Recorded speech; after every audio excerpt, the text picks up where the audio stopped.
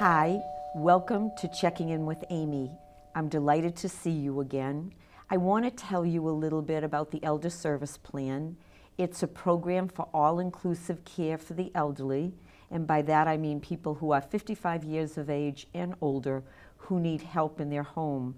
We service the communities of East Boston, Chelsea, Revere Winthrop, and Everett, and now we've expanded our services to Malden, Medford, Melrose, Stoneham, and Boston's North End. So we've doubled our catchment area. Today we're going to talk about caregiving. Our campaign for this month is to reach out to all the caregivers. We know that there are a lot of them and try to help them. My guests today are Amanda Pirrotta, who's a licensed independent clinical social worker. Welcome. Thank you. And Maxine Mello, who is a dementia specialist, who's been on my show before, actually. I have. Yeah. So thank you for both coming. We're I happy appreciate. to be here. Yes. Thank you. So let's start out by saying, what comes to your mind when you think of caregiving? Well, there are two things that come immediately to my mind, Amy. Number one is Alzheimer's disease and related dementias, and the other is the unpaid caregiver. Unpaid caregivers are family and friends of persons with Alzheimer's disease or related dementia that actually take care of their family member at home. The Alzheimer's report showed in 2015 that there were over 5 million Americans living with Alzheimer's disease or related dementias. And by the year 2050, that number is expected to reach 16 million. And it will be a cost of $1.1 trillion to our healthcare system. Unbelievable. So are there a lot of unpaid caregivers today? Well, let me give you some other facts and figures. In 2014, the family and friends of persons with dementia provided 17.9 billion hours of unpaid care. That's a contribution to our country of $217.7 billion. So that fact alone speaks volumes for the unpaid caregiver. But I have a slide that shows some statistics if we want to take a look at that. Yes, that would be great. The Alzheimer's Association said in 2014 that there were 329,000 unpaid caregivers in Massachusetts. Nationwide in 2014, at least 2/3 of all caregivers were women, and 35% of those caregivers were 65 years of age or older. And 41% of all households had an income of $50,000 or less. At least half of all the caretakers were taking care of their parents.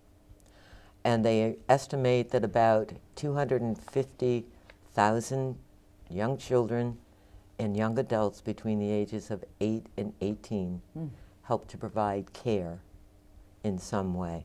So we're looking at an issue that's going to be an astronomical concern.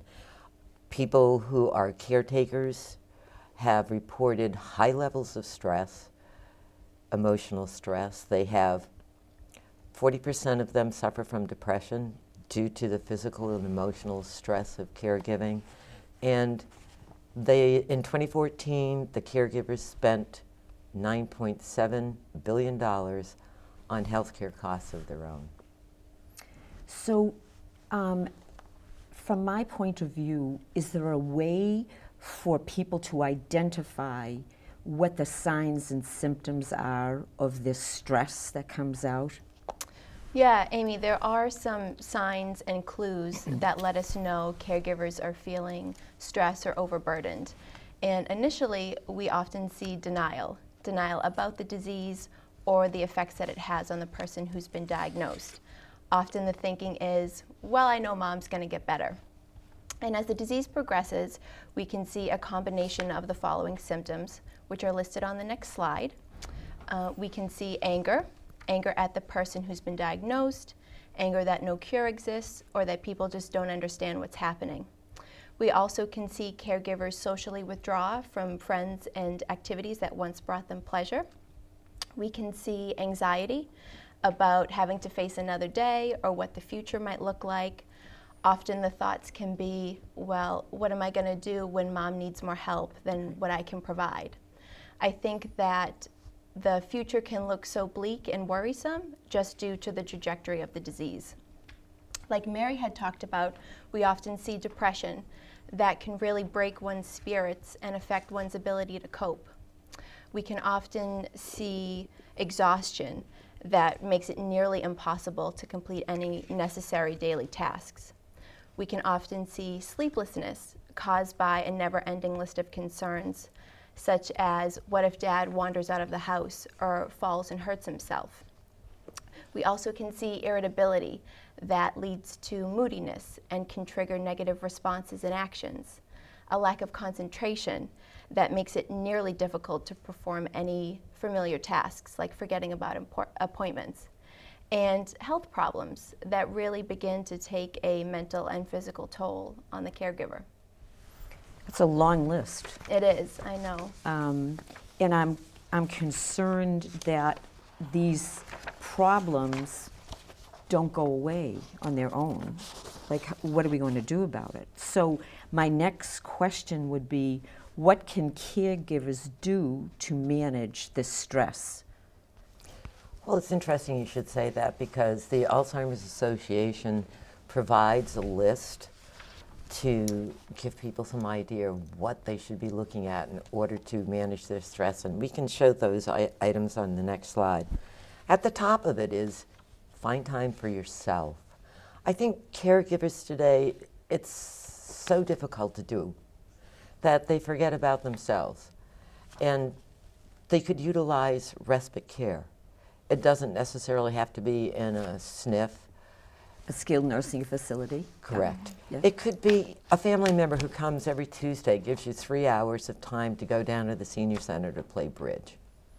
It's just getting and finding some time that's just for you, not in the process of taking care of someone. Then there's becoming an educated caregiver. There are so many websites that can give you information. The Alzheimer's Association provides a 24-hour hotline that you can call up at any time of the day. Take care of yourself. We tend to forget about that part. And we need to remember that diet, exercise, and rest are really, really important to our own health. Manage your own level of stress. Stress causes high blood pressure, abdominal irritation, changes in behavior, and as Amanda was saying earlier, lack of concentration. I think one of the hardest ones is this next one, accept changes as they occur. Mm-hmm. It's very hard to accept the fact that you may not be able to provide care any longer for your loved one, or the appropriate care. Make legal and financial plans now. Plan ahead. Get those healthcare documents done. Get the healthcare proxy, the MOLS, the DNR, whatever it is that your family needs in order to assure that what's going to happen for your loved one is going to happen no matter what may happen to you. Right. Visit your doctor regularly. Listen to what your body is saying. If you're losing sleep, if you're getting irritable, if you're feeling overwhelmed, your own health is going to decline. People forget that they're doing their best. The care that you're giving makes a difference. Even though you may feel guilty about the care that you can't provide, what you are providing makes a huge difference. Know what your community resources are. You know, there's a lot that goes on in senior centers. They do seminars. They will have speakers come in to talk about different subjects. You've got your visiting nurse association. You have Meals on Wheels. All of these things can provide a little extra help, and they are resources to reach out to. And the last one, get help and find support. You know, I think what happens is people feel weak Right. when they look or have to reach out. There's no weakness involved in talking to friends and family and joining a support group, because everyone in that support group has got the same problems that you do. All of these ideas are great, and I can hear people say, take time for myself. Now, how am I going to do that? You know, I'm taking care of the caregiver. Well, the PACE program, our elder service plan, is like a perfect place for people to consider because their loved one can come to the day center, they can get a respite to take care of themselves and go to their medical appointments, and then have time for themselves, which is like an ideal situation. Absolutely. And we also have, which is fantastic, people should know about it, a support group just for people who belong to the Elder Service Plan for the caregivers. So can you tell me a little bit about that? Yeah, so our support group is held twice a month at convenient times at 2 and 6 o'clock and is facilitated by Mary and myself at the Winthrop PACE Center. And so we say to people, oh, you have to go to a support group, and people go, yeah, I'm not going to go. It sounds like it isn't something I would like to do, they would think, not me, but they might say that. So what do you think stops people from seeking that support? I think that some people might find the group depressing, or that people might say horrible things that they may not want to hear. But our support group, like many support groups, is a no-pressure forum where caregivers bring in whatever they want to talk about, fears they face and issues at home, and the group allows caregivers to share these thoughts, feelings, needs, and concerns. The group has allowed caregivers to work through a lot of feelings associated with caregiving, and the group has been a means for caregivers to access information and to problem solve. I think that we've seen the group help caregivers develop realistic expectations for themselves and their loved ones, because as the disease progresses, our loved ones' abilities change and decline. And like Mary talked about, caregivers need to be able to accept and adapt to these changes and what's happening because it's beyond their control. Of course, that's easier said than done, but we've seen that the group and the other group members have really helped caregivers get to this place. I do think that people who ultimately attend the group are positive with the results, especially because they realize that there's other caregivers out there who share similar struggles as them. You know, it surprised me when we got ready for this talk. I thought that your support group would more than likely have all women. And that is actually And I was surprised. incorrect. Right. Yes. Our most consistent members have been male caregivers. Yes. So that's a reach for them, that they've never been in a group like that, support in seeking help. You know, it was really interesting when we first began. I don't know what Amanda was expecting, and I don't know what I was expecting. Right. But, you know, as we went forward with it, each person who joined had to tell their own story. That was what was most important to do. And I think that that's really important for them to get out. Somebody's finally Right. going to listen to it. But about 3 or 4 months in, we had this huge aha moment when one of the participants was talking about something that was going on, and one of the other group members said, I know what you're going through. Right. And have you thought about trying this? And it was like magic. Right. They felt comfortable enough in what was going on to reach out to one another. And Right. it didn't require any guidance from Amy and I. It was just phenomenal to Right. see. So this is, you know, interesting. I visited the wellness center one day, and there was a men's group there. Yeah. And it was being facilitated by one of our social workers, Yep. a male, Frank, and he was running this group. And as people were getting ready for the group, each person appeared to be out for the other person's being. They helped someone sit down properly. You know, one person was on oxygen. They made sure everything was, each one helping each other. So Absolutely. It's amazing. it is. Yeah. And we're blessed to be able to have, you know, Mary and Amanda to run our group. So people watching this today will be able to see what the Elder Service Plan is all about, what kind of support group we have. I think as we go forward, this is our new campaign, is to help the caregiver, is to reach out to many people and let them know about caregiver support. That's my goal. So now there are other support groups for other diseases, I'm sure. So tell me a little bit about that. Pretty much every community hospital or community has a support group program out there. You can get in touch with the hospital that supports your community, and they can put you in touch with a support group. The major illnesses and diseases, the American Cancer Society, the American Heart Association, the Parkinson's Foundation are just a few that I mentioned, and we can put their support groups up on the side. They're out there. Right. If you go online, you can find a support group for almost any illness or disease. But I think what you're going to find is the one common thread in any support group is grief and loss. Right, I know that. What can grief and loss look like for caregivers caring for a loved one with dementia? It's got to be difficult. Yeah, and it's actually a pretty unique experience that often isn't recognized or acknowledged. Caregivers talk about anticipatory grief, which is the emotional pain of losing a loved one, even before the person's deceased. Many caregivers and professionals refer to Alzheimer's disease as the long goodbye, because you're grieving for the person your loved one once was, while Right. they're still physically present, but not cognitively or emotionally.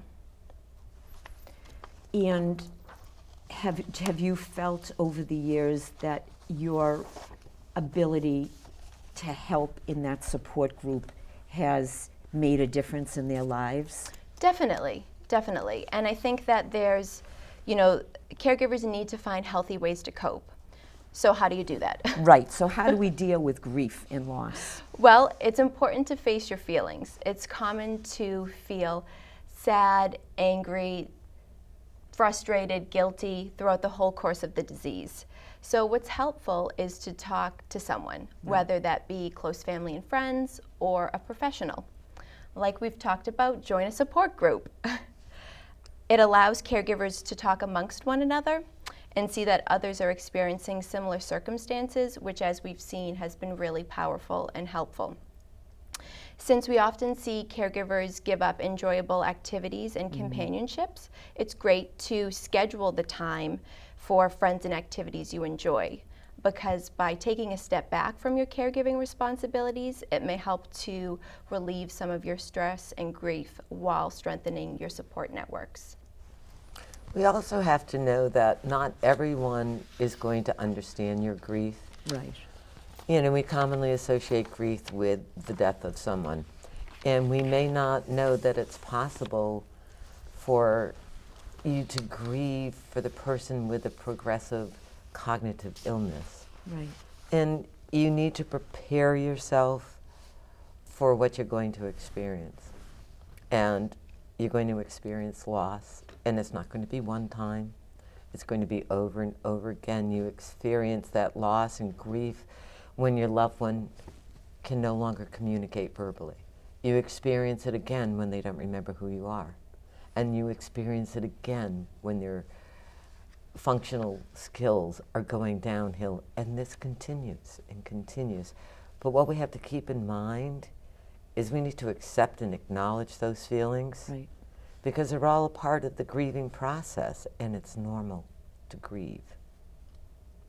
And like we've talked about, it's important to have realistic expectations for yourself. Right. No one's Superman, and as the disease progresses, caregiving just naturally gets harder. So acknowledge you're doing your best and try to learn to accept things that are beyond your control. And I think most importantly, take care of yourself. The best thing you can do for the person you're caring for is to stay healthy and that includes your physical, mental, and emotional well-being. Absolutely. The one thing I found when I spoke to you both, and we came up with our own personal stories, is that you both validated me, and I think that's so important when we just sharing stories. And I think that's such an important point of the caregiving support, is that someone's really understanding what I'm saying, validating my Exactly. grief or my loss or my feelings, and then I feel stronger, I'm sure. So if we could, I always try to come away with a takeaway from each segment, an aha moment, we'll say. So let's share your thought about a good takeaway message from this segment today. Well, I think what I would like caregivers to know is that life is a journey. It's not a destination. And it takes a lot of strength and a lot of courage to make that journey. And they need to know that they're not alone. Right. And with the Elder Service Plan, they're not alone. Or whatever organization or whatever caregiver support they want to try to go to and attend, that you'll be validated, you won't be alone, there will be others that can understand your grief, your loss, your struggles, and feel stronger. So we want to close by first saying thank you to both of you. This was You're welcome. wonderful. Thank you for having us. And I know it'll be extremely helpful for the listening audience. We hope so. I hope We so do. too.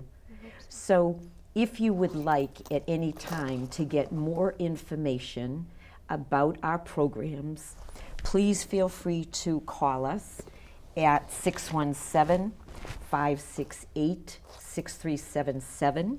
You can always write to us, call us, whatever you would like, and we would send out the information to you in my little Checking In with Amy bag. I want to just say how thrilled I am to be able to come into your homes and talk about all these wonderful problems, not that they're wonderful, but all these issues that we're confronted with, and that we have the expertise of the members of the Elder Service Plan that can help you. So until we meet again, please stay well, stay warm too. Bye now.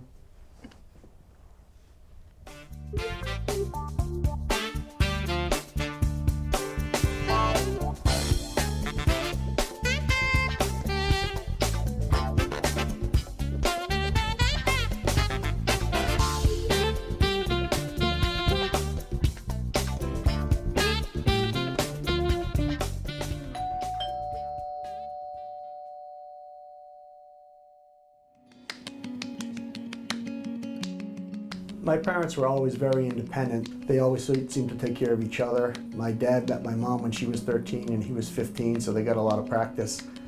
It was really difficult when they were faced with health challenges and started to need some help. It was also really hard on me and my brothers. It seemed like every day we were getting calls. They needed to go to this appointment or that appointment, and it became pretty apparent that they really couldn't live on their own without some help, and more importantly, stay healthy. We're lucky to find the Elder Service Plan. Almost immediately after enrolling, we saw some real change for the positive. All their medical appointments were in the same location, including the prescriptions. If they did need to go to see a specialist, then transportation would take them, and that was a big relief for us. My mom attended the PACE Day Center each day where she could really socialize, and she loved that. When they needed services in the home, that was a big help too. And my dad, he'd still call me every day, but not because he had to, because he wanted to. He'd say, "Stevie, you won't believe it, they fixed my teeth. They got me some new shoes today." Just brought some amazing stability to the family. I'll see you a little later today, okay? Okay. My name's Lucas Akerley. I'm the activities coordinator for the Elder Service Plan in Winthrop. Today we're doing active parachute games. We have a ball toss with some music. It's fun. Keeping active at ESP is part of our plan to keep you happy, healthy, and independent.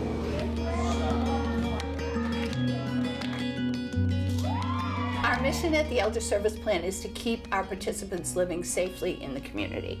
And we do that in a number of ways, the first being with the physician and the entire team to take care of the person medically. We also try to think creatively and provide other things that they may need, be it shopping service, laundry service. We may provide respite for the caregiver, or even aid visits in our supported housing. We try to be as flexible as possible here in the Elder Service Plan to reach the goal of keeping our participants living safely in the community. My name is Patty Ferranti, and I'm with the Elder Service Care Program, and I absolutely love it. Just talking about it right now makes me want to cry. Before I was in the SP, I was always calling my family and having them, pick me up to take me to doctor's appointments and stuff like that. And now now that I'm in ESP, I have the door-to-door service, coordinated care. My doctor always knows I'm coming. They always arrange my appointments. Everything is just so perfect. The program is fantastic, it really is. Any pain when you do that?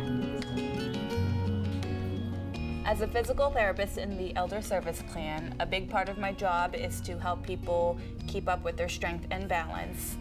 A lot of times I see people after they get injured or some type of surgery, but another part of my job is to make sure people stay active with a regular exercise program so they don't lose the strength and balance they gain back. What we do is we talk to the person to find out what they want. Do they want to increase their endurance, their strength? Do they want to be able to do things easier throughout the course of their day? We will work with them and develop a plan, and we move forward with it. We try really hard to keep up with the mission of the program, which is to keep people in the community of their choosing for as long as possible and as safe as possible. Even sometimes just a cane or a walker can make all the difference in making sure people stay safe. Very central to our plan and what we do here is the patient, the person. And the way we deliver that care is by having a care plan which centers around the person's goals, their choices. As the medical director for the Elder Service Plan for the last 25 years, I've had the pleasure of watching our program grow enormously. While we started out largely in East Boston, we now serve participants in Chelsea, Revere, Everett, East Boston, and Winthrop. I think one of the real great reasons for our success is our ability to comprehensively coordinate our participants' needs. It's not just seeing the doctor or the nurse. Pharmacists, activities directors, nurses, nurse practitioners, van drivers, dietitians, all of us work together under one roof to keep our members healthy, active, and independent.